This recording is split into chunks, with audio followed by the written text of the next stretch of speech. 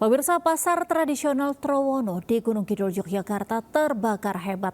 Penyebab kebakaran masih diselidiki pihak kepolisian.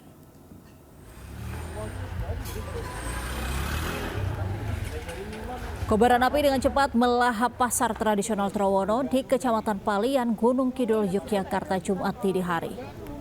Banyaknya material mudah terbakar membuat api cepat meludeskan sejumlah kios.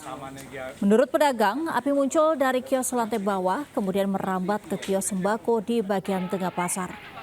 Akibat kebakaran ini, kerugian ditaksir mencapai 1 miliar rupiah. Sementara penyebab pasti kebakaran pasar masih diselidiki pihak kepolisian.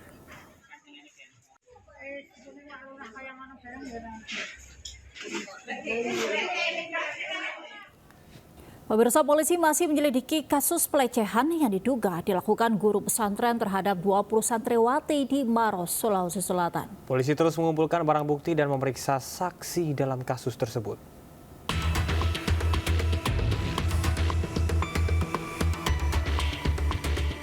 Satreskrim Polres Maros, Sulawesi Selatan masih menyelidiki kasus pelecehan santriwati oleh oknum guru pesantren. Terlapor pria berinisial AH, 40 tahun. Saat ini masih diperiksa penyidik di Unit Perlindungan Perempuan dan Anak. Hingga kini, polisi masih mengumpulkan bukti dan keterangan saksi sebelum melanjutkan ke tahap berikutnya.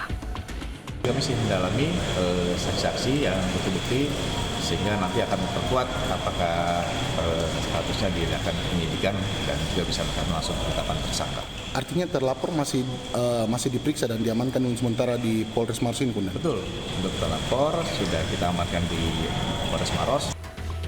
Oknum guru pondok pesantren di Kabupaten Maros, Sulawesi Selatan dilaporkan ke polisi karena diduga mencabuli 20 santriwati anak didiknya sendiri.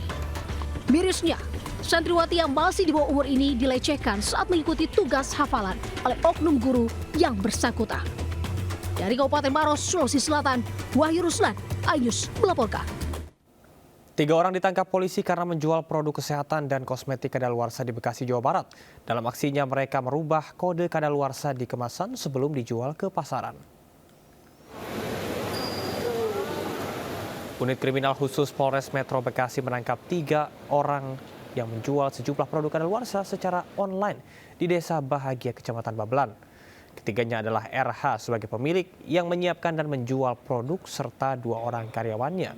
Mereka menjual berbagai produk kadaluarsa mulai dari produk kesehatan dan bayi, kosmetik, alat kebersihan hingga alat kontrasepsi. Modus pelaku dengan memperbaharui tanggal kadaluarsa di kemasan dan menjualnya secara online. Selama 6 tahun pelaku sudah meraup cuan lebih dari 800 juta rupiah.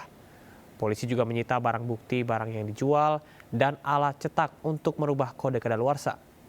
Ketiga pelaku dijerat dengan pasal Undang-Undang Perlindungan Konsumen dengan hukuman penjara 5 tahun dan denda paling banyak 2 miliar rupiah.